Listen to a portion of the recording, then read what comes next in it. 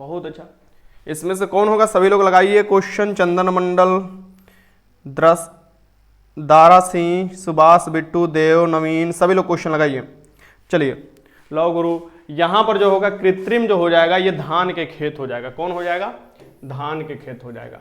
ये पूछ रहा है इसमें से कृत्रिम पारिस्थितिकी तंत्र, यानी वह पारिस्थितिकी तंत्र जो हम लोग बनाते हैं, ठीक ना, जैसे धान के खेत हो जाएगा, वन हो गया, घास के मैदान हो गया, झील हो गया, ये नहीं। तुम्हारा स्विमिंग पूल भी एक अगर मान लो बनाते हो तो वो भी तो कृत्रिम में ही आ जाएगा ना। सो ये सब हो जाएगा। इसका बी, सी और डी जो हो जाएगा ये प्राकृतिक कृत्रिम तंत्र हो जाएगा। ठीक, इसे भी याद रखिएगा, यहां से देख लीजिए। और वन, झील तथा घास का मैदान प्राकृतिक परितंत्र है, जबकि धान का खेत मानव निर्मित पारिस्थितिकी तंत्र है। अब पारिस्थितिकी तंत्र के बारे में देख लो, यहां से अक्सर क्वेश्चन पूछते हैं कि पारिस्थितिकी तंत्र शब्द का प्रयोग पहली बार जो किया गया था 1869 में एक जीव विज्ञानी थे अर्नस्ट हैकेल। अर्नस्ट हैकेल ने सबसे पहले इस शब्द का प्रयोग किया गया था, यानी पारिस्थितिकी तंत्र का। इसका आंसर हो जाएगा अर्नस्ट, मतलब यहां पर जो दिया हुआ है इसका, जिसका अर्थ क्या होता है, घर का अध्ययन होता है। जिसका अर्थ क्या होता है, मतलब पूछ सकता है ना कि पारिस्थितिकी तंत्र का मतलब क्या होता है, तो घर का अध्ययन होता है। और सबसे पहले अर्नस्ट हैकेल ने, देखिएगा 1869 में, ये जर्मन वैज्ञानिक थे, इन्होंने ये शब्द का प्रयोग किया था। क्वेश्चन नंबर 2 देख लीजिए। निम्नलिखित में से कौन से प्राकृतिक रूप में वायुमंडल में पाए जाने वाले ग्रीन हाउस गैस है। जो हमारा वायुमंडल है ना, अलग अलग गैसों से मिलकर बना हुआ है। ठीक, और वायुमंडल का सबसे अधिक जो पाया जाता है, सबसे अधिक भार जो पाया जाता है वायुमंडल का या गैसीय पाया जाता है, वो क्षोभ मंडल में पाया जाता है। यानी वायुमंडल के हमारे सबसे अधिक जो गैस की मात्रा है जो भी, वो क्षोभ मंडल में सबसे, क्योंकि निचला मंडल है और गुरुत्वाकर्षण है, इसलिए आप देखिएगा वायुमंडल में वायुमंडलीय गैस सब टिका रहता है। अब देखिएगा निम्नलिखित में से कौन सी प्राकृतिक रूप से वायुमंडल में पाए जाने वाली ग्रीन हाउस गैस नहीं है। तो वायुमंडल में आपको पाए जाने वाली प्राकृतिक रूप से नहीं हो जाएगा, नाइट्रस के ऑक्साइड हो जाएगा, क्योंकि नाइट्रस के ऑक्साइड, सल्फर के ऑक्साइड, ये सब जो होते हैं, हम लोग जीवाश्म ईंधन जब जलाते हैं या कल कारखाना जब चलता है उसमें ये सब निकलता है। बाकी कार्बन डाइऑक्साइड हैवे किया है, मीथेन हैवे किया है, ओजोन हैवे किया है, ये सब प्राकृतिक रूप से है। लेकिन ये नाइट्रस के ऑक्साइड नहीं होगा हमारे प्राकृतिक रूप से वायुमंडल में, इस बात को भली भांति याद रखिएगा। अब हमारे वायुमंडल में जो हो जाएगा, ये देखो कि नाइट्रस के ऑक्साइड और सल्फर के ऑक्साइड को ही हम लोग एसिड रेन कहते हैं। सो ये किसका भाग हो जाता है, एसिड रेन। और जितने भी एसिड रेन होते हैं, या तो ज्वालामुखी क्रिया द्वारा जो भी निकलता है SO2 NO2, जो SO2 सबसे ज्यादा निकलता है, और बाकी देखोगे जीवाश्म ईंधन जलाओगे तो SO2 निकलेगा, फिर ये सब जो निकलता है उसी को आपको पानी के साथ मिल जाता है तो एसिड रेन हो जाता है। CO2 देखा जाए हमारे वायुमंडल में तो ये हो जाता है, CO2 की मात्रा ये ग्लोबल वार्मिंग में सबसे बड़ी उत्तरदायी है और इसका मात्रा होता है 0.03% होता है। ठीक है, हमारे वायुमंडल में मीथेन को बोला जाता है CH4 बोला जाता है। ठीक, चतुष्फलकीय होता है मीथेन, ये भी याद रखिएगा। और ये इसमें सहसंयोजक बंध होता है। क्या होता है, सहसंयोजक बंध होता है, क्योंकि ये जो बंधन बनाता है आपको हाइड्रोजन के साथ मिलकर बनाता है। इसे मार्स गैस भी बोला जाता है। ओजोन का फॉर्मूला पूछता है तो ओजोन का फॉर्मूला होता है O3। और ये कहां मिलता है, ये मिलता है समताप मंडल में। कहां मिलता है, समताप मंडल में मिलता है। और ये याद रखिएगा, इसका सबसे बड़ा दुश्मन जो था CFC था, जिसे फ्रियोन बोला जाता है, क्लोरोफ्लोरोकार्बन। और ओजोन डे हम लोग मनाते हैं 16 सितंबर को। 16 सितंबर को हम लोग क्या मनाते हैं, ओजोन डे मनाते हैं। इसे भी याद रखिए। चले आगे चलते हैं। इसका आंसर क्या हो जाएगा, यहाँ पर A हो जाएगा। आगे देखिए क्वेश्चन नंबर 3 देखिए, इनमें से कौन क्लोरोफ्लोरोकार्बन के लिए सत्य नहीं है। देखो आ गया क्वेश्चन, CFC के लिए कौन सा सत्य नहीं है, कौन सा सत्य नहीं है, CFC क्लोरोफ्लोरोकार्बन, जिसे फ्रियोन भी बोला जाता है। ये देखो ये प्रशीतक के रूप में प्रयोग होता है, ऑब्वियस सी बात है, प्रशीतक ठंडा के रूप में ये आप जो होता है इसको प्रयोग किया जाता है। ये एकदम स्टेटमेंट सही है। यह ग्रीन हाउस गैस प्रभाव में योगदान नहीं देता है। यह समताप मंडल में ओजोन को, देखो समताप मंडल में कहां है, समताप मंडल में क्या है, ओजोन है, इसको घटाने के लिए काम करता है, एकदम सही है। ये समताप मंडल में जो ओजोन है सबसे बड़ा उसका दुश्मन है। ये निचले वायुमंडल में अक्रियशील होता है, ये भी बात एकदम सही है, अक्रियाशील होता है निचले। तो ये क्या पूछ रहा है कि ग्रीन हाउस प्रभाव में योगदान नहीं देता, ये स्टेटमेंट जो है पूरी तरीका से सत्य नहीं है। मतलब कि एक देता है, CFC योगदान देता है, इस बात को ध्यान में रखिएगा। तो आंसर क्या हो जाएगा, यही हो जाएगा, क्योंकि पूछ रहा था इसमें से नहीं है, तो ये इसका आंसर हो जाएगा B। इसका आंसर आप लोग लगा लीजिएगा। चलिए आगे देखते हैं। यहां से देखिए, जलवाष्प और कार्बन डाइऑक्साइड 2 प्रमुख ग्रीन हाउस गैस होते हैं। सबसे पूछता है कि कौन कौन, तो एक याद रखिएगा जलवाष्प जो होता है और उसके बाद CO2 होता है। अन्य ग्रीन हाउस गैसों में जो दिखेगा, मीथेन हो जाएगा, ओजोन हो जाएगा, क्लोरोफ्लोरोकार्बन जिसे CFC बोला जाता है, और नाइट्रस के ऑक्साइड भी हो जाता है। ये सब जो होते हैं ये आपको ग्रीन हाउस गैस जो कि आपको पृथ्वी के तापमान बढ़ा रहे हैं। जोसेफ फुरवे जोसेफ फुर्वे जो थे एक फ्रांसीसी आपको प्राकृतिक दार्शनिक थे, फिलोसफर थे, जो प्रयोगशाला में ये आपको कुछ गैस का प्रयोग कर ये पाए कि गैसें गर्मी के लिए अपारदर्शी है और वे गैसें ग्रीन हाउस गैस की श्रेणी में आती है, ठीक ना। और ग्रीन हाउस गैस के कारण ही ग्रीन हाउस प्रभाव देखने को मिलता है। क्योटो प्रोटोकॉल में 6 ग्रीन हाउस गैसों को आपको देखिएगा, 6 ग्रीन हाउस गैसों को प्राथमिक जो है क्योटो प्रोटोकॉल में देखा गया।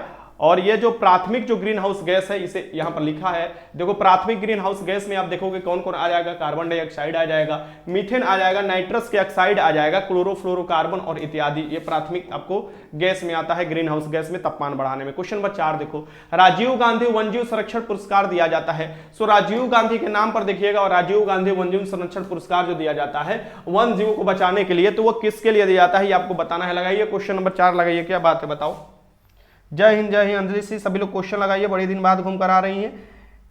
प्रणाम प्रणाम प्रणाम धीरज कुमार। चलो सभी लोग क्वेश्चन लगाओ प्लीज, आप लोग अब टू द पॉइंट हम बात करते हैं। अभी एग्जाम अभी आपके पास बहुत समय है, तो बहुत समय को अच्छे से यूटिलाइज भी करना जरूरी होता है। राजीव गांधी वन्यजीव संरक्षण पुरस्कार जो दिया जाता है शैक्षिक तथा शोध संस्थानों के लिए भी दिया जाता है, वन और वन्यजीव अधिकारियों को भी दिया जाता है इस क्षेत्र में काम करे तो, और वन्यजीव संरक्षकों को भी दिया जाता है। यानी इसमें आंसर क्या हो जाएगा, उपरोक्त में से सभी हो जाएगा, सभी हो जाएगा। राजीव गांधी वन्यजीव संरक्षण पुरस्कार दे रहा है, यानी कि राजीव गांधी खेल रत्न पुरस्कार दे रहा है। राजीव गांधी खेल रत्न पुरस्कार जो 1991 से शुरुआत किया गया था, सबसे पहले देखोगे कि विश्वनाथ आनंद को दिया गया था, उसका नाम बदल दिया गया और उसका पुरस्कार की राशि भी 25 लाख कर दिया गया है। आप देखोगे उसका नाम मेजर ध्यानचंद के रख दिया है, मेजर ध्यानचंद पुरस्कार रख दिया गया है। तो वो आपको नहीं ये पूछ रहा है राजीव गांधी वन्यजीव संरक्षण पुरस्कार के बारे में, तो ये सभी को हो जाएगा। इसका आंसर क्या हो जाएगा, डी हो जाएगा। यहाँ देख लो, वन्य जीवों के क्षेत्र में किए गए विशिष्ट कार्यों के लिए शैक्षिक और शोध संस्थान, वन और वन्यजीव अधिकारी तथा वन्यजीव संरक्षितों को आदि को पर्यावरण और वन मंत्रालय द्वारा राजीव गांधी वन्यजीव संरक्षण पुरस्कार दिए जाते हैं। और पर्यावरण दिवस कब मनाया जाता है, 5 जून को मनाया जाता है, इसे भी याद रखिएगा, क्वेश्चन पूछता है। क्वेश्चन 5 देखो, निम्न में से कौन से सागरीय राष्ट्रीय उद्यान है, इसमें से बताना है सागरीय राष्ट्रीय उद्यान कौन सा हो जाएगा। ये बताइए सागरीय राष्ट्रीय उद्यान कौन सा, सागरीय मतलब सागर की बात कर रहा है ना, समुद्र की बात कर रहा है ना, तो सागरीय राष्ट्रीय उद्यान इसमें हो जाएगा मन्नार की खाड़ी, तमिलनाडु में है मन्नार की खाड़ी, ये हो जाएगा सागरीय राष्ट्रीय उद्यान, डी हो जाएगा इसका। भीतरकनिका जो गहिर माथा तो टर्टल के लिए प्रसिद्ध है, ठीक ना, तो भीतरकनिका गहिर माथा उड़ीसा में, सुंदरवन पश्चिम बंगाल में, ये जो हो जाएगा यहाँ पर आपको मन्नार की खाड़ी जो हो जाएगा सागरीय जो है, इसका आंसर क्या हो जाएगा, डी हो जाएगा। मन्नार की खाड़ी सागरीय राष्ट्रीय उद्यान है, यह तमिलनाडु में स्थित है, इसकी स्थापना 1986 में हुआ था, माने 1986 में हुआ था। क्वेश्चन नंबर 6 देखो, निम्नलिखित में से कौन से बायोमास ऊर्जा का स्रोत नहीं है। सो बायोमास ऊर्जा का स्रोत इसमें नहीं है, ये आपको बताना है इसमें से कौन सा हो जाएगा कि बायोमास ऊर्जा का स्रोत नहीं होगा। परमाणु ऊर्जा, लकड़ी ऊर्जा, कोयला ऊर्जा, गोबर ऊर्जा, जितने भी होते हैं ना, लकड़ी ऊर्जा, कोयला, गोबर, गोईठा, ये सभी जो होते हैं बायोमास होते हैं। और बायोमास में कौन हो जाएगा, मीथेन मुख्य रूप से उत्तरदायी हो जाएगा। अब ये देखोगे कि जो बायोगैस जिसे कहा जाता है उसमें मीथेन होता है, ठीक। अब ये देखोगे इसमें परमाणु ऊर्जा अलग हो जाएगा, यानी परमाणु ऊर्जा बायोमास ऊर्जा नहीं है, इसका आंसर क्या हो जाएगा, यही हो जाएगा परमाणु ऊर्जा, ठीक ना, इस बात को ध्यान में रखिएगा। और परमाणु ऊर्जा में जो इस्तेमाल किए जाते हैं, अलग अलग परमाणु के इस्तेमाल किया जाता है, जैसे कि थोरियम हुआ, तो यूरेनियम हुआ, प्लूटोनियम हुआ, ये सब का इस्तेमाल किया जाता है। जिसका बड़ा नाभिक हो, उस नाभिक को क्या किया जाता है, तोड़ा जाता है, देन उससे एनर्जी प्राप्त किया जाता है। इसका आंसर क्या हो जाएगा, ए हो जाएगा। आगे चलते क्वेश्चन नंबर आपको 7 देख लो, निम्नलिखित में से कौन सा एक दुनिया का सबसे पहला 100% जैविक राज्य बना है। 100% जैविक प्रतिशत वाला राज्य बना है, यानी 100% जैविक मतलब जीव जंतु से जो खाद्य होता था उसका इस्तेमाल किया जाता था, ये देखिएगा, अकार्बनिक रूप से नहीं। निम्नलिखित में से कौन दुनिया का 100% जो 100% जैविक राज्य बना है, ये देखोगे आप, ये छोटा सा राज्य है, सिक्किम राज्य है, ठीक। जनसंख्या के हिसाब से देखा जाए तो वो सबसे छोटा राज्य हो जाएगा, ठीक। और सिक्किम भारत नहीं पूरे विश्व में देखा जाए तो 100% आपको क्या है, ये आपको जैविक राज्य बन गया है। यानी कि जो है खेती जो करेगा उसमें जो आपको खाद उद का इस्तेमाल करेगा वो खुद से प्राकृतिक रूप से बनाएगा, ये ना यूरिया अमोनिया लेकर छिड़क रहा है, ऐसा कुछ है नहीं, ठीक ना। तो इसका आंसर क्या हो जाएगा, यहाँ पर सी हो जाएगा। सी, ये बहुत पहले हो गया था, इसको बहुत पहले ही दर्जा मिल गया है, इसका आंसर क्या हो जाएगा, सी हो जाएगा। लेकिन क्वेश्चन पूछता है, ये याद रखिएगा। क्वेश्चन नंबर 8 देखिए, अम्ल वर्षा किनके द्वारा होने वाले पर्यावरण प्रदूषण के कारण होती है। सो अम्ल वर्षा किसके कारण होती है, सो एसिड रेन, जैसे कि एसिड रेन के कारण ही देखोगे क्या होता है कि ताजमहल हुआ, लाल किला हुआ, उस सब पर धब्बा आ जाता है। मतलब एसिड रेन मतलब, एसिड मतलब क्या होता है, अम्ल होता है, रेन माने बारिश होता है। तो एसिड रेन जैसे तुम्हारा सबसे खतरनाक कौन हो जाएगा, तुम्हारा बैटरी वाला पानी देख लो, यानी कि जो ये होता है ना, क्या बैटरी के पानी है वो देख लो, वो भी तो एक एसिड ही है ना, उसको छिड़क दो तो लोग जल जाता है। तो वैसे ही ये भी है, शरीर पर पड़ता है तो खदहाड़ देगा, रोग पैदा कर देगा, इसलिए शुरुआती समय में नहीं नहाना चाहिए। अब ये बनता कैसे है, तो जो भी जीवाश्म ईंधन आप जलाते हो तो वहां से सल्फर निकलता है, नाइट्रस ऑक्साइड निकलता है, और वही पानी के साथ मिल जाता है। तो यहाँ पर नाइट्रस ऑक्साइड, सल्फर ऑक्साइड जो होते हैं, ये सबसे बड़ा उत्तरदायी होते हैं एसिड रेन में। इसे याद रखिएगा। एसिड रेन कहाँ सबसे ज्यादा होता है, तो जहां पर कल कारखाना ज्यादा होता है वहां पर एसिड रेन ज्यादा देखने को मिलता है, ठीक ना। मतलब वहां पर ज्यादा कल कारखाना होगा तो वहां से बारिश होगा, तो बीसी सी बात है वो मिल जाएगा उसमें। अम्ल वर्षा परिस्थिति की, अम्ल वर्षा वह परिस्थिति है जिससे वायु में उपस्थित प्रदूषणकारी रसायनों के प्रतिक्रिया से प्राकृतिक वर्षा जल से अम्लीय हो जाता है। वर्षा के जल को अम्लीय बनाने के लिए मुख्य रूप से सल्फर डाइऑक्साइड और नाइट्रस ऑक्साइड जो भी होते हैं ये मिले होते हैं। क्वेश्चन नंबर 9 देख लो, 1 मिनट आंसर मत देखना, अपने मन से लगाना। हो सकता है कि आंसर में मैं बदलाव कर दूं अगर आंसर सही ना हो तो ये अपने मन से लगाना है क्वेश्चन आप लोगों को। 9 देखो, खेती के लिए फसल चक्र का क्या महत्व है। खेती के लिए फसल चक्र कहने का मतलब जान रहे हो क्या कह रहा है, फसल चक्र कह रहा है कि एक फसल उगाते हैं फिर दूसरे बार दूसरा फसल उगाएंगे, मतलब फसल को बदलते रहेंगे, फसल को बदलते रहेंगे। ये नहीं कि जगह को बदलते रहेंगे, नहीं, उसे झूम कृषि कहा जाता है। जगह को बार बार बदलते रहोगे तो झूम कृषि कहाएगा, फसल को बताओगे तो फसल चक्र कहलाएगा।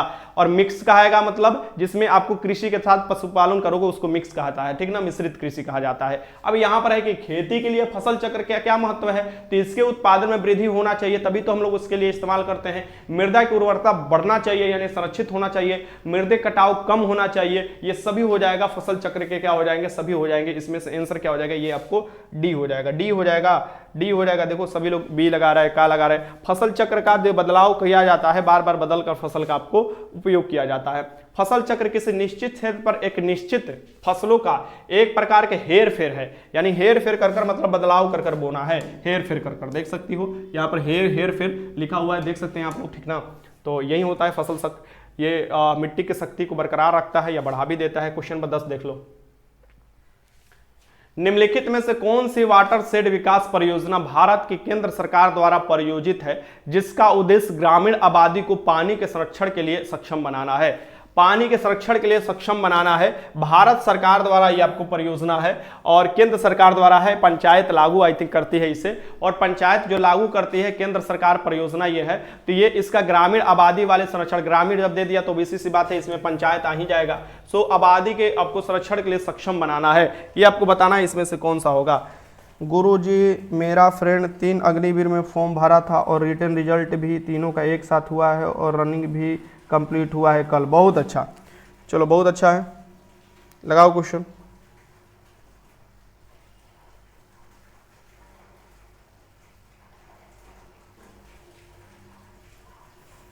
चलो ठीक है, ये हरियाली योजना है। कौन सी योजना है, हरियाली योजना है। इसका आंसर क्या हो जाएगा, बी हो जाएगा, हरियाली योजना।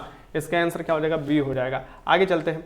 वर्ष 2003 में वाटर शेड विकास परियोजना के तहत हरियाली योजना शुरू की गई थी। इसके तहत ग्रामीण क्षेत्र में पेयजल, सिंचाई, मत्स्य पालन और वनीकरण के हेतु संरक्षण का कार्य शामिल है। संरक्षण, इस योजना को पंचायती राज संस्था द्वारा लोगों के योगदान से लागू किया जाता है। बस ग्रामीण है तो ओबीसी सी बात है, पंचायती राज इसमें आ ही जाएगा। क्वेश्चन 11 देखो, एंटी रेबीज का टीका दिया जाता है। एंटी रेबीज का टीका कब दिया जाता है, एंटी रेबीज, एंटी रेबीज हुआ, एंटीबायोटिक क्रीम हुआ। जैसे ही कुतवा कटता है तो कुछ एंटीबायोटिक जो क्रीम होता है लोग बोलते हैं जल्दी से लगा लो क्योंकि वो थोड़ा असर कम कर देता है। तो एंटी रेबीज, रेबीज का टीका किसके लिए जाता है, जब कुतवा काटता है, ठीक ना। सर हम अभी एसएससी के एग्जाम देने आए हैं इसलिए आज का क्लास नहीं कर पाएंगे, सॉरी। संजीत सर थी, चलो बढ़िया है, एसएससी के एग्जाम दो। गुरुजी हार्ड पार कर रही है, गुड़िया हद पार कर रही है। क्या कह रही है गुड़िया, ये गुड़िया कहाँ हद पार कर रही हो जी। एंटी रेबीज क्या होता है, एंटी रेबीज जो होता है ये बताना है। एंटी रेबीज कुतवन के काटने से होता है। कुतवन के काटने से देखो एंटी रेबीज हो सकता है, और कभी कभी तो कुतवन काट लेता है तो लोग कुतवा जैसा भौंकने भी लगता है, ठीक ना। इससे क्या होता है, पानी से डर भी लगने लगता है, ठीक ना। ये याद रखिएगा, इसका आंसर क्या हो जाएगा यहाँ पर, ए हो जाएगा। एंटी रेबीज का टीका किसको दिया जाता है, कुतवन काटने से। यहाँ देखो एंटी रेबीज का टीका कुत्ता के काटने पर दिया जाता है, सांप के काटने पर, आपको देखोगे सांप के काटने पर भी एंटीवायरम दिया जाता है, यानी कि सांप के जो उसको काट सके, विष को विष से न काटेगा। रेबीज जो होता है विषाणु के चलते होता है। हाइड्रोफोबिया रोग हो सकता है, कुतवन काटता है तो पानी से डर लगने लगता है। ये देखो निम्न पारा है कि निम्न में से कौन कोयले के सबसे घटिया प्रकार है। कोयले के सबसे घटिया प्रकार कौन सा, ये आपको बताना है। क्लास में डिस्टर्ब करती है सर, ना डिस्टर्ब करो बच्चिया, क्लास में नूनवन सब पढ़ रहा है, इस सबको डिस्टर्ब मत करो। निम्न में से कौन कोयले के सबसे घटिया प्रकार है। कोयले का घटिया प्रकार मतलब कि इसमें कार्बन की मात्रा जो होगा ये कम होगा, जलवाष्प की मात्रा ज्यादा होगा। तो ये जो होता है इसमें से कौन सा हो जाएगा, ये हो जाएगा पीट। पीट जो होता है ये घटिया होता है, ये याद रखिएगा। सबसे गया गुजरा जो कोयला होता है पीट होता है, ठीक ना। लिग्नाइट को भूरा कोयला भी बोला जाता है। बिटुमिन्स भारत में अधिक होता है। एंथ्रेसाइट सबसे शुद्ध वाला कोयला हो जाएगा, यानी 90% से ऊपर कार्बन की मात्रा इसमें उपलब्ध होती है। तो एंथ्रेसाइट, बिटुमिन्स, लिग्नाइट और पीट, इस जैसे एंथ्रेसाइट बढ़िया होगा, उसके बाद बिटुमिन्स मतलब उससे थोड़ा कम लिग्नाइट और पीट सबसे गया गुजरा होगा। 40% से भी कम इसमें कम मात्रा पाया जाता है, तो ये भी याद रखिएगा। आगे चलते हैं, यहाँ पर देख लीजिए लिखा हुआ कुछ, यहाँ पर देखो नमी रहित कार्बन की मात्रा के आधार पर कोयलों को 4 भागों में बांटा गया है। एंथ्रेसाइट में देखो 94 से लेकर 98% होता है। ब्यूटमिन्स में 78 से लेकर 86%, लिग्नाइट में 28 से लेकर 30% और पीट में देखोगे 27%, यानी कि पीट सबसे गैल गुजरल है। पीट क्या है, सबसे गैल गुजरल है, ठीक। अलग अलग जगह पर थोड़ा बहुत उतार चढ़ाव मिल सकता है, मैंने विकिपीडिया से यह फैक्ट उठाया है। आगे देखते हो क्वेश्चन नंबर 13 देख लो। क्वेश्चन नंबर 13 है, रसायन प्रयोगशाला में उपयोग में लाए जाने वाले लिटमस पत्र प्राप्त होते हैं। लिटमस पत्र प्राप्त होते हैं। चलो क्वेश्चन लगाओ सभी लोग, क्वेश्चन लगाओ।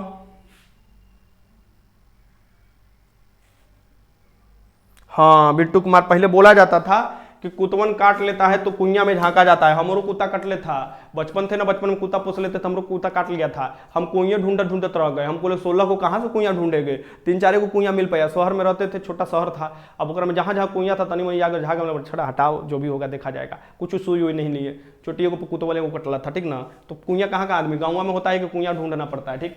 रसायन प्रयोगशाला में उपयोग लाए जाने वाले लिटमस पत्र प्राप्त किया जाता है। सो लिटमस पत्र जो प्राप्त किया जाता है हरी शैवाल से, सैक से, कवक से, और कवक आप जानते हैं कि आपको एल्गी और फंगल मिलकर कवक का निर्माण करता है। कवक बहुत महत्वपूर्ण चीज होता है, ठीक। कवक से लाइकेन बनाया जाता है, और लाइकेन जो होता है वो मुख्य रूप से बैगनी रंग का होता है। और लाइकेन में अम्ल जो होता है वो क्या करता है, नीला से लाल कर देगा। क्षार जो होगा लाल से नीला कर देगा, ठीक। वो अम्लीयता क्षारीयता मापने के लिए होता है। लाइकेन से यह भी पता चलता है कि सल्फर के जो आपको प्रदूषण है वायुमंडल में, माने वायु में उपस्थित है कि नहीं, क्योंकि वो सल्फर के प्रदूषण होंगे तो वहां पर लाइकेन नहीं होगा, ठीक ना। तो इसका आंसर क्या हो जाएगा, यहाँ पर सी हो जाएगा, कवक से निकाले जाते हैं। और आपको मतलब हाँ ठीक है, सी हो जाएगा, इसका आंसर सी होगा, सॉरी।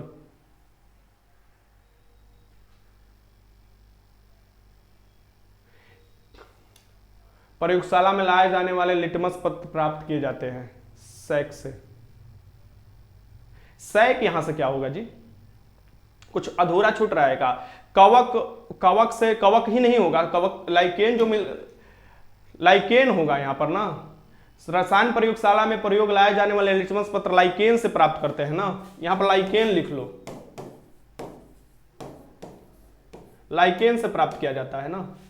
लिटमस पत्र लाइकेन का बना होता है, और ये जो बने होते हैं ये लाइकेन बने होते हैं, इसमें कवक होता है और प्लस शैवाल होता है, ठीक। ये होता है ना। अब ये जो होता है, ये लाइकेन जो होता है बैगनी रंग का होता है। कैसा होता है, बैगनी रंग का होता है। ओरिजिनल जो होता है ये बैगनी रंग का होता है। अब ये मुझे नहीं समझ में, सैक मतलब क्या होता है। प्रयोगशाला में उपयोग में लाए जाने वाले लिटमस पत्र प्राप्त किए जाते हैं सैक से। तुम लोग बताओ सैक मतलब क्या होता है, कुछ बताओगे, बताओ सैक मतलब क्या होता है इसमें।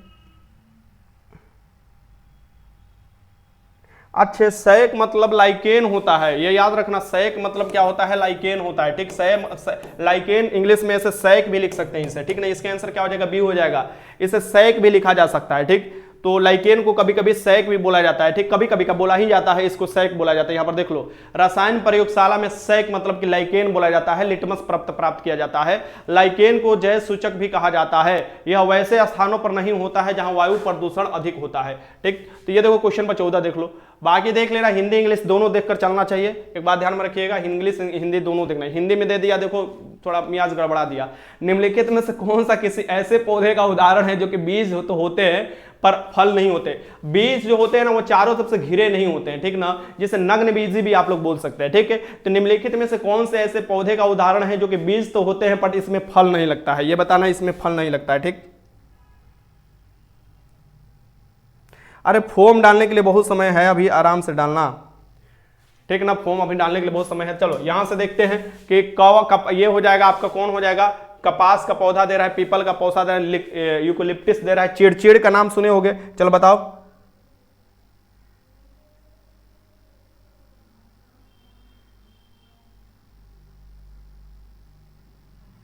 क्या पूछ रही है गुड़िया, बताओ। ये सब लखना बदमाश हुई गया है, ये सब अपन बात मनवाने के लिए कुछ भी कर सकता है, अनशन पर बढ़ जाएगा। लड़की सब पूछेगी तो फिर वो सबको चिढ़ाने लगता है, चीड़ वृक्ष हो जाएगा। क्या हो जाएगा यहाँ पर, चीड़ वृक्ष हो जाएगा। चीड़ जो होता है ये क्या होता है, इसमें तो आपको होता है मतलब चीड़ हुआ, फर हुआ, सुफ्रुस हुआ, सिडार हुआ, साइकस हुआ, पाइनस हुआ, ये सभी वृक्ष जो होगा ये अनावृत वृक्ष कहे जाते हैं, नग्न बीजी के समूह में आते हैं, ठीक। इस समूह के पौधे में बीज तो पाए जाते हैं कि फल नहीं पाया जाता है, और बीज चारों ओर से आपको घिरा नहीं रहता, ये भी याद रखिएगा, बंद नहीं रहता है। क्वेश्चन नंबर 15 देख लो, विश्वव्यापी तापन का संभावित परिणाम हो सकता है। अगर विश्वव्यापी तापन होता है यानी कि वर्ल्ड ग्लोबल वार्मिंग होता है, यानी ग्लोबल वार्मिंग मतलब होता ही है विश्वतापी, मतलब ग्लोबल मतलब क्या होता है विश्व में, तो विश्वतापी तापमान का संभावित परिणाम क्या हो सकता है। विश्व में तापमान अगर बढ़ता है यानी कि CO2 की मात्रा बढ़ेगा, यानी कि ग्रीन हाउस गैसों की मात्रा बढ़ेगा, यानी कि क्या होगा कि जब समुद्र का जो आपको स्तर होगा वो अपने आप ही बढ़ने लगेगा, क्योंकि आप ग्लेशियर पिघलने लगेंगे, यानी कि जो अलग अलग, जब जैसे कि दक्षिणी ध्रुव में, उत्तरी ध्रुव में जो ग्लेशियर है वो पिघलने लगेंगे, हिमालय वाला भी ग्लेशियर आप देखोगे पिघलने लगेगा, फसल के स्वरूप में परिवर्तन होने लगेगा, बाढ़ आएगा, कभी सुखाड़ हो जाएगा, तट रेखा में भी परिवर्तन होंगे, कहीं पर आपको देखोगे सुखाड़ होगा, कहीं पर काफी बाढ़ आने लगेगा, पानी का स्तर बढ़ जाएगा। सो ये हो जाएगा, उपरोक्त में से सभी हो जाएगा। क्या हो जाएगा, उपरोक्त में से सभी, यहां पर आंसर हो जाएगा, ठीक ना। इसका आंसर क्या हो जाएगा, डी हो जाएगा। आगे चलते हैं, क्वेश्चन नंबर 16 देख लो, स्तनधारी इसमें से यूरिया बनाते हैं। जो स्तनधारी होते हैं यूरिया कौन बनाता है ये आपको बताना है, स्तनधारी यूरिया कौन बनाता है, ठीक।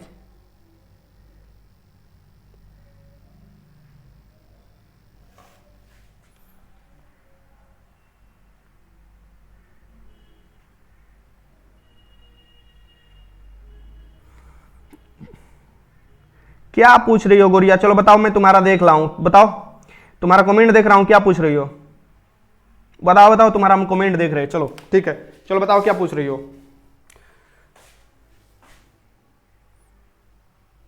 ये है कि स्तनधारी जो यूरिया बनाते हैं ये आपको कहां से, यूरिया कहां से बनता है, तो ये बनता है आपको कहां से, यकृत से, यकृत से बनता है। इसका याद रखिएगा, यह क्या हो जाएगा, यकृत हो जाएगा। सर फॉर्म भरने के पहले क्या क्या डॉक्यूमेंट्स बनवाना होगा, आज हम आपको बता देंगे, लाइव आएंगे, सभी डॉक्यूमेंट्स के बारे में बात कर लेंगे, ठीक, चिंता मत करो। इसका आंसर क्या हो जाएगा यहां पर, आपको ये यूरिया जो बनता है ये पूछ रहा था, तो इसका आंसर क्या हो जाएगा यहां पर, कल वाला बात, कल वाला बात, ठीक है, कल वाला बात बता दिया जाएगा। इसका आंसर क्या हो जाएगा, डी। सबसे पहले सभी आपको मुझे पढ़ लेने दो, सभी आरटीआई जो भी मैंने आपको मंगाया है उसे पढ़ लेने दो, और मैं आपको कल वाला बात आपको बताऊंगा, सब लोगों को बताऊंगा, चिंता मत करो, ठीक ना। कल वाला बात बता दिया जाएगा जब ये सब आपको डॉक्यूमेंट्स पढ़ लेते हैं। स्तनधारियों में यूरिया यकृत में बनते हैं, किडनी में यूरिया क्षमता है, क्या होता है, यूरिया क्षमता है, ब्लड में नहीं मिलने देता है। किडनी क्या करता है, ब्लड में मिलने नहीं देता है, यूरिया को छान लेता है, ठीक ना, खतरनाक है यूरिया, जहरीला पदार्थ है। यकृत शरीर के ताप को भी नियंत्रित करता है, यकृत में विटामिन के का भी निर्माण होता है। मनुष्य के मुख्य जो उत्सर्जी अंग होते हैं, उत्सर्जी अंग में ब्रिक का भी, किडनी का भी नाम आता है। किडनी में देखोगे कैल्शियम ऑक्सलेट के कारण पथरी हो जाता है। ब्रिक आपको देखोगे, ब्रिक के बाहरी आवरण को ये देख ले, पढ़ लेना, ये आणविक सूत्र जो होता है यहां पर आपको देख लीजिए, ये किसका है, यूरिया का आपको आणविक सूत्र है। यूरिया में 76% आपको क्या पाया जाता है, नाइट्रोजन पाया जाता है, यानी कि 76 नहीं 46, माफ करना, 46% नाइट्रोजन पाया जाता है। और यूरिया को दो तरीका से आप लिख सकते हो, यूरिया को फॉर्मूला को आप दो तरीका से लिख सकते हो, CO इधर लिख दो, यहां पर NH2 लिख दो, NH2 लिख दो, और यहां पर NH2 लिख दो, ठीक, यहां पर। फिर यहां पर ऐसे लिख सकते हो कि CH4 ही लिख दो। देखो CH4 इसलिए यहां पर लिख दिया गया कि देखो ये आपको दो को यहां पर क्या कहा गया, यहाँ पर देखो H जो है यहाँ पर 2 है, यहाँ पर भी H2 है, तो 4 तो H हो ही गया, तो इस पर हो गया। कार्बन एगो है यहाँ पर कार्बन, फिर यहाँ पर देखो नाइट्रोजन है, नाइट्रोजन एगो कहाँ से आपको नाइट्रोजन यहाँ पर है तो N2 हो जाएगा, और ऑक्सीजन एगो है तो ऑक्सीजन। तो कैसे भी आप लिख सकते हो, बस फॉर्मूला याद रखना, वहां पर घुमा कर देता है, बहुत लड़के गलती कर आ जाते हैं। इसमें 46% नाइट्रोजन की मात्रा पाई जाती है, क्वेश्चन पूछता है आप लोगों से 46%। यूरिया जिसे आपको कार्बाइड के नाम से भी हम लोग जाने जाते हैं, एक कार्बनिक यौगिक है। यूरिया पानी में आसानी से घुलनशील भी होता है, इसे भी पूछता है आप लोगों से। क्वेश्चन नंबर 17 देख लो, यौन प्रजनन में माता पिता का योगदान होता है। जो यौन प्रजनन होता है जिसे लैंगिक प्रजनन कहते हैं, इसमें माता पिता का योगदान होता है, आपको बताना है माता पिता का योगदान होता है। लगाइए,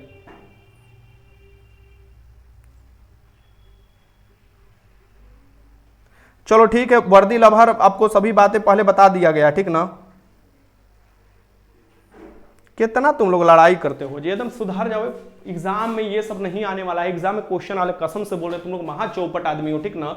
अरे पढ़ाई कर लो भाई। यौन प्रजनन में माता पिता का योगदान होता है, अपने जीन का आधा हिस्सा, अपने जीन का क्या होता है आधा हिस्सा, आधा हिस्सा होता है। माता पिता का जो प्रदान होता है आधा, क्योंकि अर्धसूत्री विभाजन होता है ना, समसूत्री विभाजन नहीं होता है, अर्धसूत्री विभाजन होता है। जितने भी लैंगिक जो कार्य होते हैं उसमें जो होता है अर्धसूत्री कोशिका में विभाजन होता है, यानी जो रिप्रोडक्शन में होता है, ठीक ना। इसका आंसर क्या हो जाएगा, यहाँ पर बी हो जाएगा, इसे भी याद रखिएगा।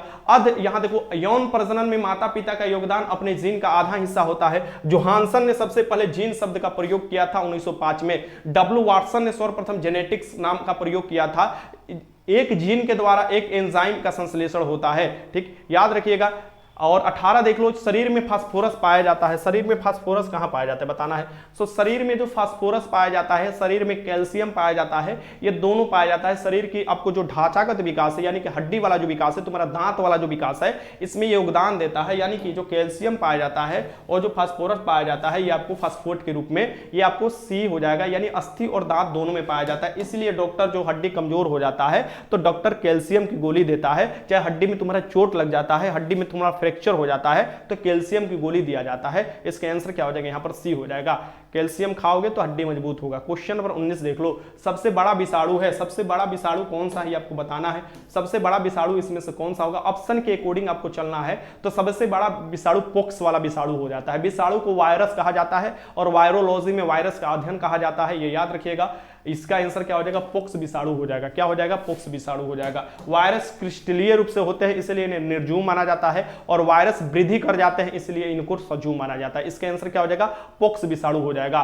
सबसे बड़ा विषाणु जो होता है पोक्स विषाणु होता है। क्वेश्चन नंबर 20 यहां पर देख लो, निम्नलिखित में से किसका उपयोग नाभिकीय रिएक्टर के मंदक रूप में नहीं किया जाता है। नाभिकीय रिएक्टर के मंदक रूप में नहीं किया जाता है, आपको बताना है। लगाइए क्वेश्चन, इसमें से आंसर देखते कौन आंसर गलत लगा रहा है। आंसर देखते कौन, मंदक रूप में बताओ, इसमें से कौन सा हो जाएगा कि जो मंदक रूप में नहीं उपयोग किया जाता है।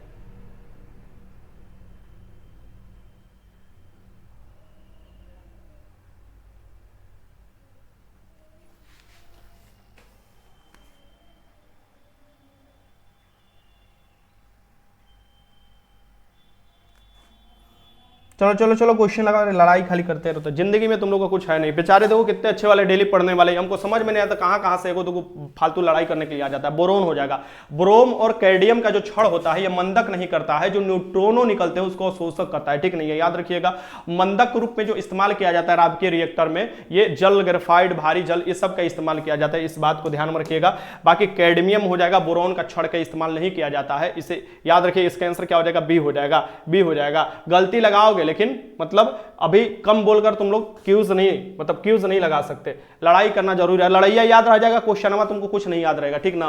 विद्युत के अच्छे चालकों में से उपस्थित बंध का प्रकार है। सो विद्युत के अच्छे चालक में क्या कौन सा होगा, ओबीसी सी बात है। विद्युत का चालक कौन होता है, सबसे अच्छा विद्युत का चालक होता है सिल्वर, उसके बाद कॉपर, एल्युमिनियम, ये सब विद्युत का सबसे अच्छे चालक माने जाते हैं। और ये सब क्या होते हैं, ये सब धातु होते हैं, क्योंकि धातु के देखोगे कि बाहरी जो कक्षा होती है उसमें 1 2 3 इलेक्ट्रॉन होते हैं, तो वो त्याग देता है। यानी कि ये धात्विक जो होती है बंधक, धात्विक जो होता है बंध जो होता है, ये सबसे अच्छा होता है। धात्विक बंध जो होता है ये सबसे अच्छा होता है, ये याद रखिएगा। क्वेश्चन आपसे पूछता है धातु के चालक में, इसका आंसर क्या हो जाएगा, डी हो जाएगा। विद्युत के अच्छे चालकों में उपस्थित बंध धात्विक होते हैं। धातु जिसके अंतिम कक्षा में 1 2 3 इलेक्ट्रॉन होते हैं, विद्युत का सबसे अच्छा चालक माना जाता है। आगे चलते हैं, क्वेश्चन नंबर 22 देख लो। नेत्र का कौन सा भाग उसके अंदर प्रवेश करने वाली प्रकाश को नियंत्रित करता है। सो नेत्र के कौन से भाग उसके अंदर प्रवेश करने वाली प्रकाश को नियंत्रित करता है, इसे आप लोगों को लगाना है। देखो नियंत्रित करता है, यानी ये नहीं कि आपके नेत्र के उस भाग पर पड़ता है तो नेत्र का वो छोटा हो जाता है बड़ा हो जाता है, वो तो पुतली हो जाता है, छोटा बड़ा होते रहता है पुतली, ठीक ना।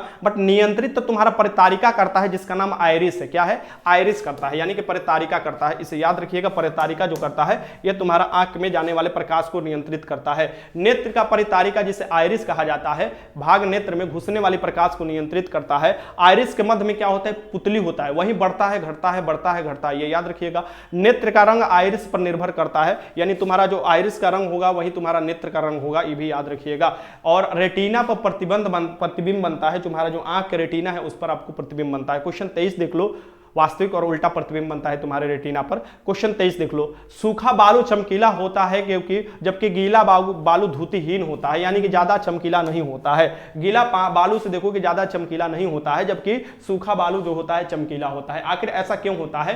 तुम बालू वाला क्षेत्र में गए होगे, सोन नदी वाला क्षेत्र में या नदी वाला, वहां पर क्या होता है कि दोपहर के दिन में देखोगे बड़ी वो चमकता है, ठीक ना। और जैसे ही आपको ज्यादा बारिश उरिश हो गया उस समय धूपा है तो वो नहीं चमकता है, क्योंकि प्रकाश का क्या होता है? परिवर्तन होता है। ऑब्वियसली सी बात है, कोई भी चीज जो आपको डायरेक्ट उसके अंदर कोई आपको डिफरेंट नहीं हो रहा है या माध्यम नहीं बदल रहा है और डायरेक्ट उसी पर पड़कर सामने से एकदम रिफ्लेक्ट हो रहा है, उसे हम लोग परिवर्तन कह रहे हैं। यहां पर अपवर्तन इसलिए होता, अपवर्तन होता कि अगर वो माध्यम बदल देता है, यानी कि डेंसर से रेयर में जाता है, ये रेयर से डेंसर में जाता, ठीक। अगर यहां पर अगर पूर्ण आंतरिक परिवर्तन होता तो अंदर ही प्रकाश घुमड़ियाते रहता, जैसे शीशा में टूटा हुआ शीशा के भाग हुआ, हीरा हो गया, मृग मरीचिका हो गया, ये सब। लेकिन यहां पर क्या हो रहा है? यहां पर प्रकाश जा रहा है और लौट कर आ रहा है, तो ये परिवर्तन हो रहा है। और परिवर्तन होता है कब? जब सूखा बालू हो, ज्यादा प्रकाश पड़ता हो उस समय। बालू जब गीला रहेगा तो कहां से परिवर्तन होगा? इसका आंसर क्या हो जाएगा? यहां पर बी हो जाएगा। इसका कारण क्या है? परिवर्तन के कारण होता है। इसका आंसर क्या हो जाएगा? बी हो जाएगा।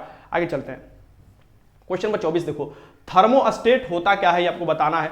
थर्मोस्टेट क्या होता है? लगाइए, इसका आंसर लगाइए। थर्मोस्टेट होता क्या है? आधुनिक थर्मस फ्लक्स है, किसी संकाय का ताप स्थिर रखने का उपकरण है, ताप मापी की सुगरिकता मापने का यंत्र है, उपयुक्त में से कुछ नहीं है। तो थर्मोस्टेट होता है, थर्मोस्टेट पढ़ोगे आप लोग, थर्मोडायनेमिक्स में आपको पढ़ने को मिलता है ये चैप्टर, 12th में पढ़ोगे तो 11th में। ये किसी संकाय का ताप 11th में ही आपको देखने को ये ज्यादा मिलता है। किसी संकाय का ताप स्थिर रखने का उपकरण जो होता है, यानी किसी संकाय का ताप स्थिर रखोगे उसे ही कहोगे थर्मोस्टेट। थर्मोस्टेट कहा जाएगा, या इसका आंसर क्या हो जाएगा? यहां पर बी हो जाएगा, बी, ठीक ना। यहां पर देख लो, थर्मोस्टेट किसी संकाय का ताप स्थिर रखने का उपकरण है। इलेक्ट्रोस्कोप क्या कहलाता है? इलेक्ट्रोस्कोप देखो विद्युत आवेश की उपस्थिति को बताने वाला यंत्र है। पायरोमीटर क्या कहलाता है? उच्च तापमान को मापने वाला यंत्र है पायरोमीटर, यह भी आपको पता। पॉलीग्राफी झूठा के लिए। इंडोस्कोपी जो होता है मानव शरीर के अंदर के जो भाग है देखने के लिए इस्तेमाल किया जाता है, और इंडोस्कोपी जो ये होता है। क्वेश्चन आपको 25 देख लो, ध्वनि तरंग स्थानांतरित करती है। सो ध्वनि तरंग क्या स्थानांतरित करती है ये आपको बताना है।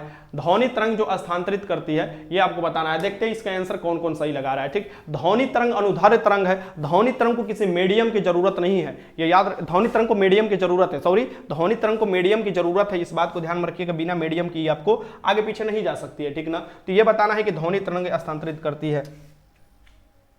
कहाँ मिल रहा है सर? वीडियो में परेशान हो गया हूं, उसके वीडियो का डिस्क्रिप्शन में डाल दीजिए। पहले के सर्च करोगे वीडियो में डालकर पेड क्लास के बारे में लिखो, तुम्हारे निकल कर आ जाएगा, बिहार पुलिस पेड क्लास तुम निकल कर आ जाएगा, ठीक ना। उसी में आपको सब नंबर दिया है। चलो, ध्वनि तरंग स्थानांतरित करती है केवल ऊर्जा के संवेग को, ऊर्जा और संवेग दोनों को। भैया ऊर्जा, एक तो तरंग जो भी होती है ऊर्जा होती है, और वो ध्वनि तरंग मीडियम में जब चाह रही है तो वो आपको संवेग भी यहाँ पर उत्पन्न करेगी, यानी कि संवेग दोनों का हो जाएगा। क्या हो जाएगा? ध्वनि तरंग स्थानांतरित करती है, आपको ऊर्जा और संवेग दोनों को हो जाएगा, इस बात को ध्यान में रखिएगा। ध्वनि तरंग कभी भी आपको निर्वात में नहीं चलती है, अनुदैर्ध्य तरंग है, और ध्वनि की तीव्रता डेसिबल में मापा जाता है। और वर्ल्ड हेल्थ ऑर्गेनाइजेशन जो बताया है कि अच्छा जो ध्वनि है 45 डेसिबल तक आप बात कर सकते हैं, ओकरा ज्यादा करिएगा तो प्रॉब्लम होने लगता है, ठीक। आगे देखते हैं क्वेश्चन नंबर यहां देखो 26, संघनन क्या है? संघनन क्या है ये आपसे पूछता है, ठीक ना। संघनन क्या है? तो संघनन होता क्या है? उष्मा ऊर्जा को ठंडा ऊर्जा में परिवर्तित करना,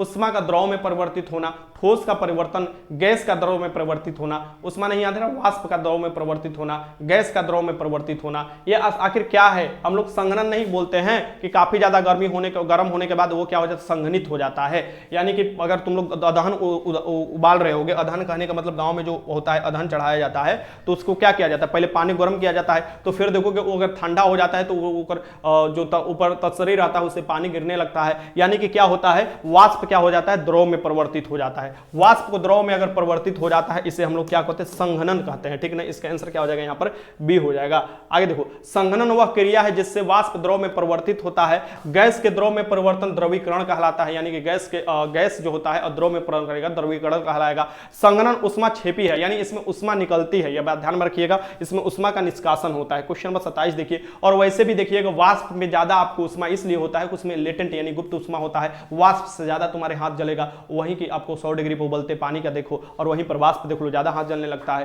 क्वेश्चन 27 देखो, स्टोरेज बैटरी में किस तत्व का प्रयोग किया जाता है, पहले भी क्वेश्चन मैंने कराया था। जितने भी स्टोरेज बैटरी है, जो बड़ा बड़ा तुम लोगों को बैटरी दिखाई देता है, बड़ा वाला बैटरी जो दिखाई देता है स्टोरेज बैटरी, उसमें किसका उपयोग किया जाता है, तो उसमें प्रयोग किया जाता है सीसा का, और सीसा का प्रयोग इसमें किया जाता है, ठीक ना। सीसा का पेट्रोल में भी प्रयोग किया जाता है कि आपको जो मशीन है जल्दी जल्दी चले, फंसे नहीं। और वहीं जब उजला धुआं निकलता है गाड़ी में, देखोगे उजला धुआं निकलने लगता है, यानी कि सीसा की मात्रा साफ साफ तुमको ज्यादा निकलने लगता है। इसका आंसर क्या हो जाएगा, स्टोरेज बैटरी में सीसा का प्रयोग किया जाता है, स्टोरेज बैटरी में सीसा का प्रयोग किया जाता है। और अलेक्जेंडर वोल्टा ने बैटरी की खोज किया था, बट बैटरी शब्द सबसे पहले 1749 में बेंजामिन फ्रैंकलिन ने दिया था, और बेंजामिन फ्रैंकलिन ने तड़िक चालक का भी खोज किया था, ये भी याद रखिएगा। क्वेश्चन नंबर 28 देख लीजिए, मुक्त रूप से निलंबित चुंबकीय सुई किस दिशा में आपको निर्देशित करती है। मुक्त रूप से जब आपको चुंबकीय सुई को करोगे यानी कि, तो वो किस दिशा में करेगी, तो चुंबकीय सुई हमेशा देखोगे उत्तर से दक्षिण दिशा में होती है, यानी ये दिशा सूचक के रूप में भी इस्तेमाल किया जाता है। 9 संचालकों द्वारा ज्यादा इसका इस्तेमाल किया जाता है, और ये क्या होता है, आपको उत्तर से दक्षिण कहां हो जाएगा, उत्तर से दक्षिण दिशा की ओर करेगी, यानी इसका आंसर क्या हो जाएगा यहाँ पर, एक मिनट, इसका आंसर क्या हो जाएगा यहाँ पर, बी हो जाएगा, उत्तर से दक्षिण दिशा की ओर ये आपको सूचना मतलब सूचित करेगी। इसका आंसर क्या हो जाएगा, बी हो जाएगा, ठीक। नर्म लोहे से देखो जो अस्थाई आपको बनाया जाता है, नम्र लोहे से क्या बनाया जाता है, अस्थाई चुंबक बनाया जाता है। और आपको इस्पात से अस्थाई नर्म लोहा, और आपको मतलब कि अस्थाई बनाना है, जल्दी से उसका चुंबकत्व नहीं खत्म करना है, तो उसमें इस्पात का इस्तेमाल किया जाता है, ठीक। आगे देखो यहाँ पर क्वेश्चन नंबर 29, यूरेनियम 235 नाभिक न्यूक्लियस में क्या होता है। स्टेटमेंट पढ़ो, 10 सेकंड तुम्हारे पास समय है, और 10 सेकंड में पढ़कर अच्छे से क्वेश्चन लगाना। ये नहीं कि अनहरिया तुक्काबाजी करके निकल जाना है, फलना बी लगा रहा है तो हम भी बी लगा कर निकल जाए, ऐसा कुछ है नहीं। तो सबसे पहले स्टेटमेंट पढ़ो और उसके बाद आंसर तुम लोग लगाने शुरू करो। सर हम 12th पास 2023 में किए हैं, तो क्या हम बिहार पुलिस कांस्टेबल का फॉर्म भर सकता हूँ प्लीज सर। रिप्लाई नहीं भर सकते हैं, ठीक, नहीं भर सकते, क्योंकि 1 अगस्त 2022 से पहले आपको 12th मांग रहा है, 1 अगस्त 2022 तक आपका एज होना चाहिए, तो ये चीज होना चाहिए। अभी लड़के लड़ रहे हैं इस बात के लिए कि हमको भी मौका मिलना चाहिए, और जिसका एज खत्म हो गया वो भी लड़ रहे हैं, ठीक ना, हम तो उसके साथ हैं। और देखो एक चीज होता है कि आप कहां तक जाओगे, आपका क्या डिमांड है उसको रखोगे, वो डिमांड सही में पूरा होने वाला है कि नहीं है, ये सभी बातें ध्यान में रखकर कोई भी चीज शुरुआत किया जाना चाहिए, ठीक ना। लड़के का डिमांड है कि नहीं, मिलना चाहिए मौका तो मिलना चाहिए, ठीक ना। पुराने वाले जितने भी लॉकडाउन के कारण प्रभावित हुए हैं, यूरेनियम 235 जो होता है, जो नाभिक न्यूक्लियस में है, वो आपको बताना है। यूरेनियम 235 का हम लोग नाभिकीय विखंडन करते हैं, और नाभिक में 2 ही आपको चीज पाया जाता है, प्रोटॉन पाया जाता है, न्यूट्रॉन पाया जाता है, और वो नाभिकीय द्रव्यमान जो होता है परमाणु द्रव्यमान के अकॉर्डिंग हो जाता है, ठीक। तो परमाणु में न्यूट्रॉन और प्रोटॉन की कुल संख्या कितनी होनी चाहिए, कुल संख्या देखो ध्यान से, कुल संख्या कितनी होनी चाहिए, 235 होनी चाहिए, ये बात ध्यान में रखिएगा। इसमें कितना होनी चाहिए, कुल दोनों मिला लिया जाए तो वो आपको 235 हो जानी चाहिए,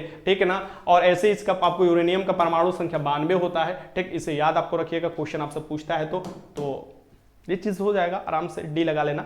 नाभिकीय, इसका नाभिक जो होता है देखो 83 से ऊपर है, यानी नाभिक अस्थाई है, और नाभिक अस्थाई होगा तो इसको नाभिक को क्या हो जाएगा, अल्फा बीटा गामा इसमें से उत्सर्जन करेगा, इसलिए इसके नाभिक को तोड़ा जाता है और एनर्जी प्राप्त किया जाता है, ठीक। यूरेनियम 235 के नाभिक में प्रोटॉन न्यूट्रॉनों की कुल संख्या जो होती है 235 होती है। असल में जो यूरेनियम ये 235 है ना, ये इनरिच किया जाता है, यानी शुद्ध किया जाता है, ये बहुत कम मात्रा में है। यूरेनियम 238 सबसे अधिक पाया जाता है, और सबसे ज्यादा यूरेनियम कहां पाया जाता है, कजाकिस्तान में, उसके बाद कनाडा में पाया जाता है, ठीक। यहां पर देखो यूरेनियम 235 में प्रोटॉनों की संख्या 92 है, यानी कि न्यूट्रॉनों की भी संख्या, यहां पर देख सकते हो कि 92 यूरेनियम 235 में प्रोटॉनों की संख्या 92 है, न्यूट्रॉनों की संख्या 143, दोनों को जोड़ोगे तो 235 निकल कर आ जाएगा। इस बात को, क्योंकि जो परमाणु संख्या होता है वहीं आपको क्या होता है, प्रोटॉनों की संख्या होता है, और वहीं इलेक्ट्रॉनों की संख्या होता है जब परमाणु अस्थायी होता है तब। परमाणु के नाभिक में न्यूट्रॉन और प्रोटॉन आपको रहता है। यूरेनियम की खोज जो किया गया था केल प्रोथ द्वारा किया गया था, यह भी इंपॉर्टेंट क्वेश्चन है, कैलप्रोथ जो है ये यूरेनियम की खोज किए थे, ये सब लिख लेना अगर नहीं याद होगा तो। क्वेश्चन 30 देख लो, जंग जो होता है, लोहे में जो जंग लगता है, रस्ट लगता है, ये क्या होता है? जंग होता क्या है? यौगिक होता है, मिश्रण होता है, मिश्र धातु होता है, तत्व होता है, ये आपको बताना है। तो आपको मिश्रण में क्या होता है कि बहुत से तत्व उसमें मिल जाएंगे, ठीक ना। यौगिक में आपको ये दो आपको मिलेंगे, दो या दो से अधिक, दो लगभग मिल जाते हैं इसमें। 30 बताओ आंसर। बहुत अच्छा।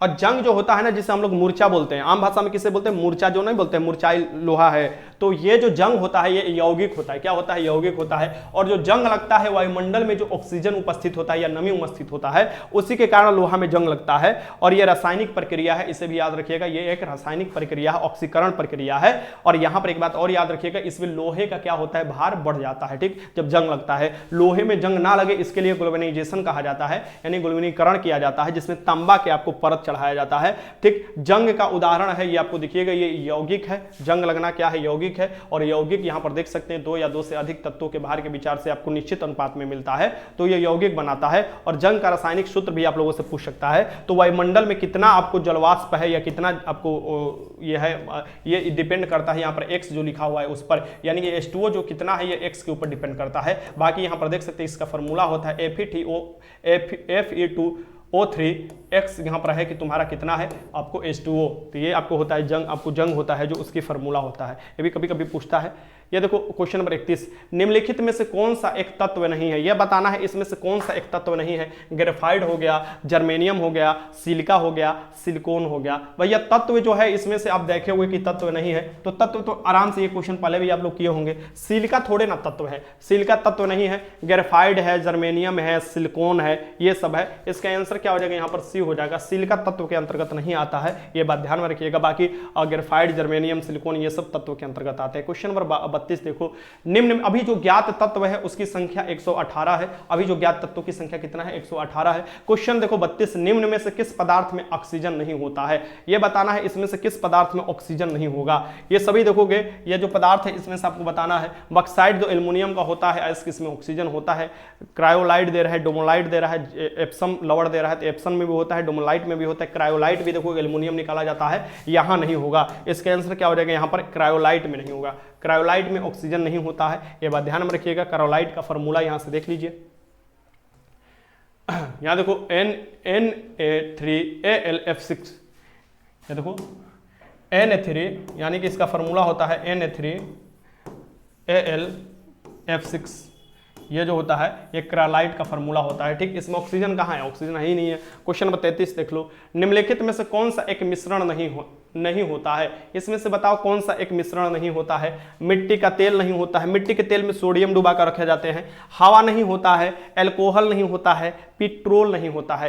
पेट्रोल क्या होता है? हाइड्रोकार्बन होता है। एल्कोहल जो होता है ये क्या होता है बताना है। सो एल्कोहल, हवा, मिट्टी का तेल। देखते हैं कौन आंसर सही लगा रहा है, ठीक ना। ये तो आसान क्वेश्चन, आंसर लगाओ सर जी। सर जी कल वाला बात बता दीजिए, अंजलि सी। अरे कल वाला बात जो बताया जाए, कल वाला बात अभी पूरा हमको पढ़ लेने दो, आप लोगों को बताया जाएगा। मैंने बोला है ना, वादा किया है कि आप लोगों से बात बताया जाएगा। कल वाला बात के लिए हमको पूरा RTI जो आया है, 3-4 RTI आया है, पढ़ने दो, पहले समझने दो पूरा बढ़िया से। मैं ये बताऊंगा कि कितना लड़कों का रेशियो रहता है, लड़कियों की अपेक्षा कितना रेशियो बना रहता है, कितने लड़कियां एग्जाम देती है, कितना सीट रिजर्व रहता है, और लड़कियों के लिए कैसे कंपटीशन बहुत ही हल्का हो जाएगा, और क्या लड़की करेंगी तो अपना रिजल्ट दे सकती है, और मैं उसमें क्या हेल्प करना चाहता हूँ। बस यही चीज बताना चाहता हूँ। बट अभी शांति से दिमाग लगाकर पढ़ लो। हम जान रहे हैं तुम लोगों को लिखना थोड़ा बहुत परेशान करेगा, लेकिन वो सब चिरकुट लिखना होता है, वो सब का बात नहीं मानना चाहिए, ठीक ना। चलो, अरे के विकास पढ़ लो, पढ़ लो, पढ़ लो। कोई भी किसी को बोल रहा है, कुछ भी बोल रहा है, चिरकुट बोल रहा है, फालतू बोल रहा है, उन लोगों से काहे के लिए बदमाशी।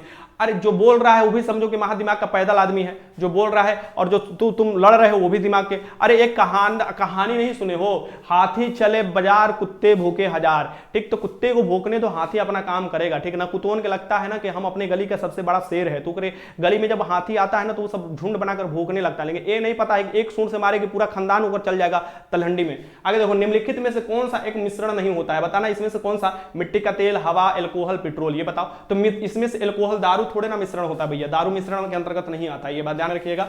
दारू क्या होता है? मिश्रण नहीं आता है, ये याद रखिएगा। यानी कि एल्कोहल की बात करें, सामान्य भाषा में हम लोग उसे दारू बोलते हैं, असल में वो दारू है नहीं, सामान्य भाषा में लोग बोलते हैं, ठीक। एल्कोहल मिश्रण नहीं होता, एल्कोहल एक यौगिक होता है, और एल्कोहल के फार्मूला तुम्हारे यहां पर है, ठीक ना। एथिल अल्कोहल जिसे C2H5OH होता है, इसका फॉर्मूला ये भी याद रखिएगा। आगे देखते हैं क्वेश्चन नंबर 34, देख लो। निम्न कणों में से भारी है, ये बताना है इसमें से कौन सा कण जो होता है सबसे भारी होता है। लगाइए, इलेक्ट्रॉन, प्रोटॉन, न्यूट्रॉन, क्योंकि एक नाभिक में जो होते हैं न्यूट्रॉन और प्रोटॉन होते हैं, इलेक्ट्रॉन चारों तरफ आपको चक्कर लगाते रहते हैं, ठीक। तो इसमें से सबसे भारी कौन होगा ये आपको बताना है, ठीक। लगाओ क्वेश्चन नंबर 34 लगाओ, ये लगाओ। निम्न में कणों में से सबसे भारी कौन सा होगा? निम्न कणों में से सबसे भारी हो जाएगा न्यूट्रॉन हो जाएगा, ठीक ना। ये याद रखिएगा, सबसे भारी जो होता है न्यूट्रॉन होता है। न्यूट्रॉन पर कोई चार्ज होता है जी? नहीं चार्ज होता है।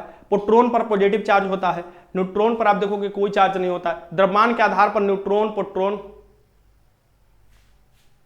एक मिनट, यहां पर देख लो सबसे भारी कौन पूछ रहा है। यहां पर सबसे भारी कौन होगा? लगाओ तो तुम लोग क्या लगा रहे हो?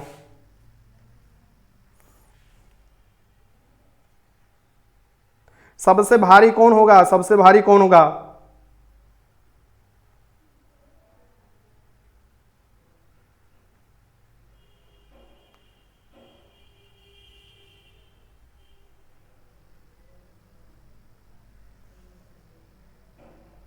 हाँ, न्यूट्रॉन होता है। चलो ठीक है, ठीक है, कोई दिक्कत नहीं है, न्यूट्रॉन ही होता है, कोई दिक्कत नहीं, सही लगा रहे हो सब लोग। आगे देखो क्वेश्चन नंबर 35, महासागरों की शुद्ध जल किस विधि से प्राप्त किया जा सकता है? महासागर से जो शुद्ध जल होता है ये किस विधि से प्राप्त किया जाता है? ओबीसी सी बात है, महासागर में देखोगे सबसे खारा जल मिलता है, मतलब खारा जल होता है। और जो प्रतिशत के हिसाब से देखो तो अरब सागर में 35% होता है, 100% में खारा जल, तो मतलब नमक प्राप्त किया जा सकता है। अब महासागरों में शुद्ध जल के किस विधि से प्राप्त किया जाता है? तो महासागर के पानी को क्या किया जाता है? पहले मतलब कि वाष्पीकरण किया जाता है, और जो वाष्पीकरण हो जाएगा तो उसको फिर हम ठंडा कर देंगे तो वो शुद्ध जल हो जाता है। यानी कि इसमें क्या हो जाएगा, ये कौन सी विधि कहलाता है? आसवन विधि कहलाता है, आसवन विधि कहलाता है। इस बात को ध्यान में रखिएगा। पहले उसे वाष्प के थ्रू आपको वाष्पित कर दो, पानी इतना ले लो, वाष्प के थ्रू वाष्पित कर दो, और फिर उसको वाष्पा को ठंडा कर दो तो वो पानी बन जाएगा, नमकिया नीचे के नीचे बैठ जाएगा। इसके आंसर क्या हो जाएगा? यहाँ पर बी हो जाएगा, ये आपको बी हो जाएगा, ठीक ना। प्रभाजी आसवन में पेट्रोल, डीजल, इस सब में प्रभाजी आसवन का इस्तेमाल किया जाता है, ठीक ना। बाकी आसवन का इस्तेमाल आपको इसमें किया जाता है। चलो 35 क्वेश्चन मैंने आप लोगों को कराया, बताओ इस 35 क्वेश्चन में आप लोगों ने कितने सही किया। और काफी 3 बजे अब सभी लोग मिलना अच्छे से क्यूज के लिए, मिक्स क्यूज के लिए सभी लोग 3 बजे मिलेंगे, ठीक। आज नेट बहुत फंस गया है। चलो क्वेश्चन का आंसर बताओ, कितना किए?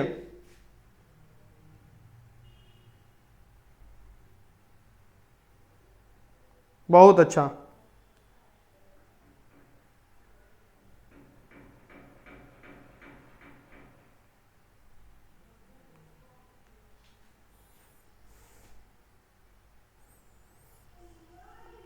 अरे लड़ाई करने से कोई फायदा है जी?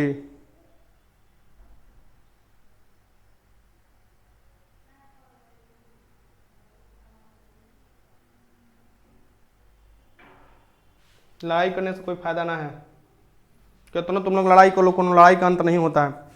कहाँ पूछ रहे हो सर? पानी के ठंडे बोतल से बाहरी पानी कहाँ से आ जाता है? अरे संघनन द्वारा आता है। तुम ऊपर क्वेश्चन बताएगा ना भैया, संघनन द्वारा आता है, संघनित होकर बाहर आ जाता है। वैसे घड़ा में भी देखोगे तो वो फिर क्या होता है कि घड़ा में ये होता है कि फिर वाष्पीकरण हो जाता है, यानी कि हवा लगेगा तो वाष्प में बदल जाएगा, तो ठंडा हो जाता है घड़ा। संघनन प्रक्रिया से होता है। चलो यहाँ पर देखो, ये नेटवर्क का नाम गया है सर वजह से, कोई क्लास नहीं। गुरुदेव 25 लगाए, विवेक आर्य 25 लगाए हैं, प्रियंका रवि 25 लगाए हैं, सुहानी 31 लगाई है, अमरदेव कुमार यादव 28 लगाए हैं, प्रीति कुमारी 31 है, रुखसाना 30 है। लड़ाई झगड़ा कम किया करो, तुम लोग बड़ी बदमाश हो गए हो, ठीक ना।